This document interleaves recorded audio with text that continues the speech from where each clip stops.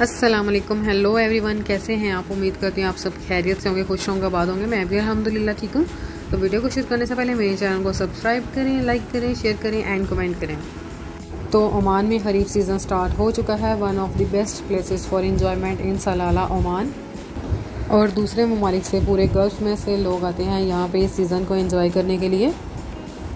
सुबह से बारिश हो रही थी काफ़ी ज़्यादा, तो अभी 4 बज रहे हैं, तो हम जा रहे हैं वादी दरबात। तो वीडियो को बगैर स्किप किए एंड तक ज़रूर देखिएगा। अभी हम घर से निकले हैं, बहुत ज़्यादा रश है, ट्रैफिक। तो वहाँ जाके बहुत मज़ा आने वाला है और आप वीडियो को देख के एंजॉय करें।